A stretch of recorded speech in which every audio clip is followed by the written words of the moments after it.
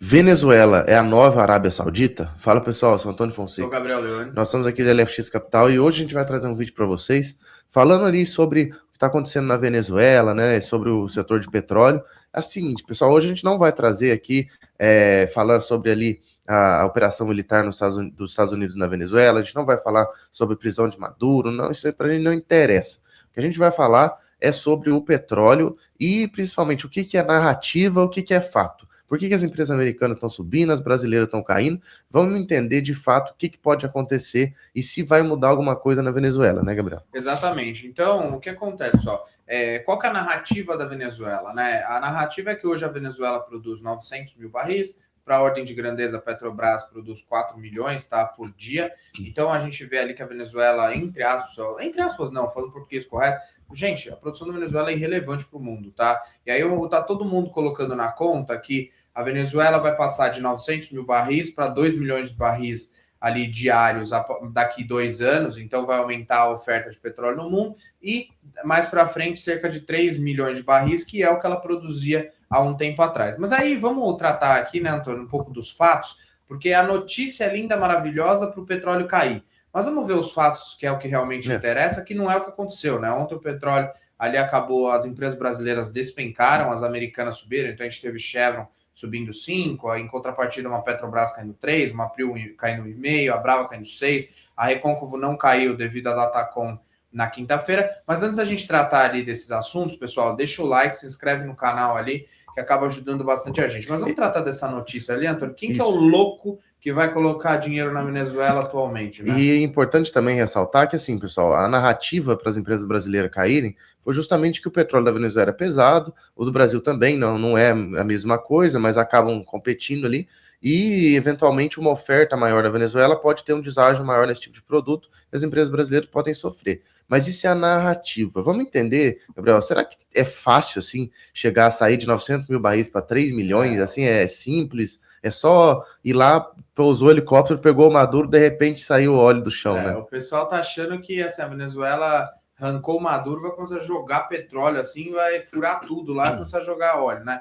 Mas assim, pessoal, a gente já começa a sair notícia, tá? Petroleiro ali dos Estados Unidos, que é Chevron, Exxon, Shell, volta à Venezuela com regime confiável, diz Atlantic Consulting, tá? O que a gente quer dizer com isso? Pessoal, não é assim, você tira um regime, o cara saiu faz um dia, tá? Então, assim, a gente não tem estabilidade política, muito menos jurídica. No Brasil, a estabilidade jurídica já é zero. Imagina aí na Venezuela, né?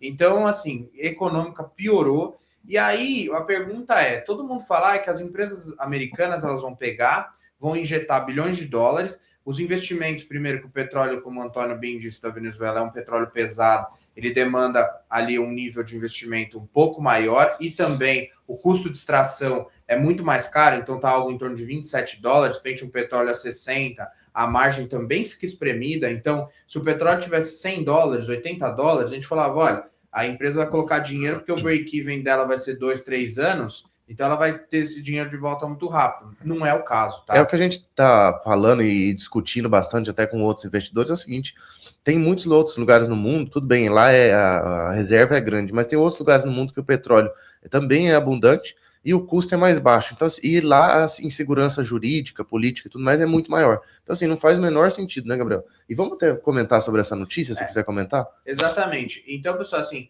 quando a gente, e sem contar também da sucateamento, né, das refinarias e tudo mais. Aqui, pessoal, a gente tem uma outra consultoria, tá, que fala aumentar a produção de petróleo na Venezuela custaria algo em torno de 20 bilhões de dólares em 10 anos, tá? E a nossa pergunta é, quem que vai injetar os 20 bilhões de dólares? Porque é o seguinte, o empresário no final da linha, o Trump pode falar o que ele quiser, o secretário americano também pode falar o que ele quiser, mas assim, o empresário, o CEO de uma empresa de petróleo, quando ele senta na mesa dele para assinar um papel, ele olha assim, qual que é o retorno para o meu acionista? Qual que é a tier ali que eu vou ter ao longo desse tempo? E sem contar o risco também, porque assim, para ganhar 15, 20% no ano, o cara não vai colocar R$ 1 na Venezuela, tá? Então, assim, porque o risco é muito alto. E aí a gente não está vendo essa disponibilidade de capital tão alta para fazer esses investimentos e tirar esse óleo ali pesado, mas em contrapartida pode ser que aconteça, né? Os Estados Unidos dê alguma garantia de tesouro, algo do tipo, aí muda o jogo, mas também a gente tem ali o Trump saindo, né, em 2029, então quem que vai ser o novo presidente dos Estados Unidos? A Constituição americana fala que não pode ter reeleição, tá, do presidente dos Estados Unidos. Então, na verdade, pode ter a reeleição, que ele não pode ter 2 mandatos, né? Não pode então, ter o terceiro, né? Não pode ter o terceiro. Então, o Trump já teve um, agora está o segundo, teve esse intervalo do Biden. Então, ele não pode ter outro mandato. Então, o Trump, tchau, em 29, tá? Então, quem que vai ser o novo presidente? Vai ser um acordo com o Maduro?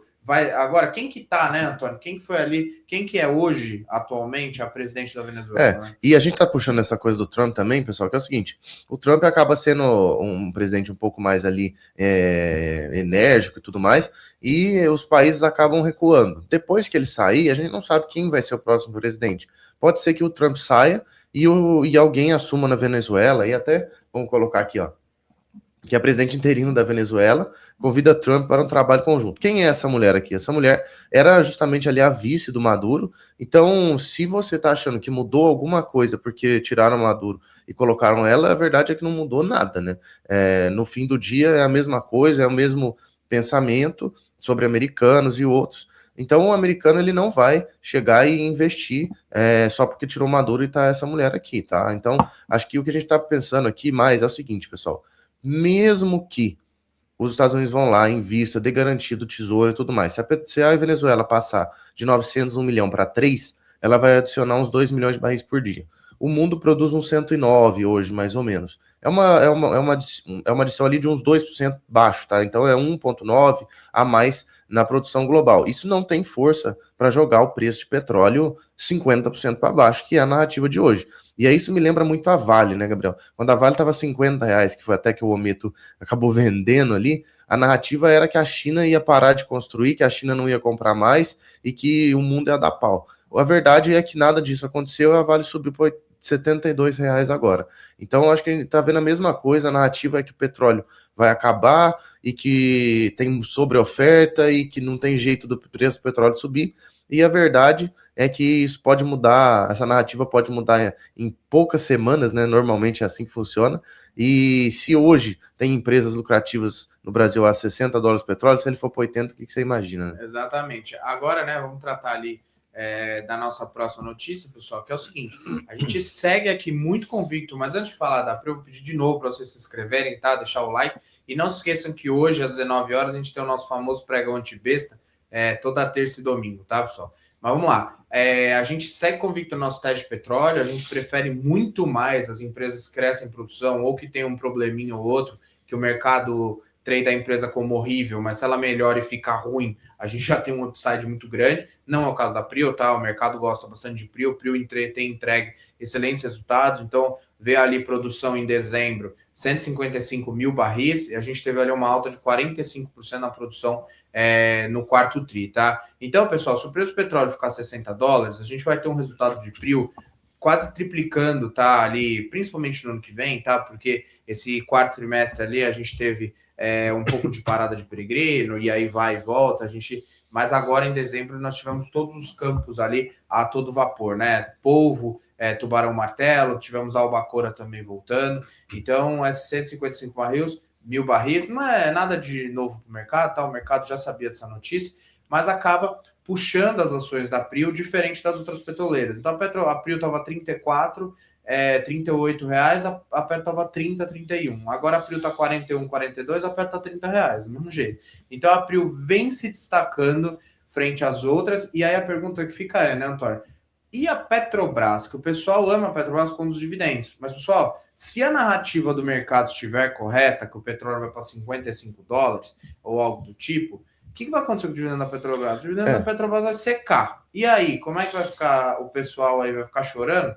Além disso, né, Gabriel, e o dividendo da Petrobras ele vai secar tanto porque tudo bem, ela sofre menos ali, mas quando o petróleo está um pouco mais baixo e a gente tem uma gestão ali na Petrobras fazendo investimentos que não são core da companhia, então reabrindo fábrica de fertilizantes, fazendo investimento eólico offshore, ou seja, ali em alto mar e tudo mais, se a dívida da Petrobras ultrapassar o limite ali de 75 bilhões de dólares, ela tem que mudar essa política de dividendo e o dividendo não vai ser o mesmo de antes, tá? E lembrando também, pessoal, que é o seguinte, muita gente só pega esses sites, abre e vê o dividendo que foi em 20, 21, 22 e acha que projetos para frente. Pessoal, não é. Você tem que ver o que é operacional e o que não é operacional. E ali teve muita venda de ativo, né, Gabriel? Que na época foi bom ou ruim, é isso aí você pode discutir, mas a verdade é que esse dividendo não é sustentável. Se você está achando que você vai comprar Petrobras hoje para receber 30% de dividendo, você está muito enganado e você pode ser que ainda fique com uma empresa que não suba, né? Exatamente. E aí, até pegando esse gancho que você puxou do dividendo, assim, bastante gente tem perguntado, mas é a Prio, vai pagar dividendo? Pagar dividendo? Só, você curta o grosso objetivo, tá? Eu só acredito no dividendo da Prio na hora que eles lançarem um fato relevante e pagar na conta. Esquece, não é o perfil da empresa, tá? Se pagar muito que bem, mas assim, não é o perfil da companhia, não é pagar dividendo. Então, tira essa palavra dividendo, vamos trocar por geração de caixa, e aí depois, com a geração de caixa, o cara paga dividendo, faz recompra e vê o que faz, tá bom? Mas acho que é isso aí que a gente queria trazer para vocês, era justamente isso, tá? Que o pessoal tá fazendo um alarme por conta do petróleo, um negócio que não existe, tá? A gente viu ações da Brava ali caindo 6%, com o petróleo subindo quase 2%, não faz sentido nenhum, tá? Então o mercado dá uma panicada, é o famoso assim, o petróleo vai cair, vende tudo de petróleo e depois nós vê o que faz. Não é assim que se investe, tá? Então a gente tem que ter convicção sobre as teses. Mas acho que é isso aí, né, Antônio? E nosso pregão antibesta hoje às 19 horas. Acho que a principal lição que a gente deixa aqui nesse vídeo, pessoal, é justamente cuidado com as narrativas e não seja movido por elas, porque normalmente a gente acaba perdendo dinheiro quando isso acontece, tá bom? Tenha suas teses, estude as empresas, faça a conta, e você tem que investir também em uma empresa, por exemplo, de petróleo, que se o petróleo for para 50, 40, tudo bem, a empresa vai sofrer, mas não é o fim do mundo. E se isso acontecer, você tem que ter convicção para comprar mais e não ficar desesperado para vender, não é isso? Mas é isso aí, pessoal. Vejo vocês mais tarde no pregão antibesta às 19 horas e também no domingo às 19 horas. Valeu! Valeu!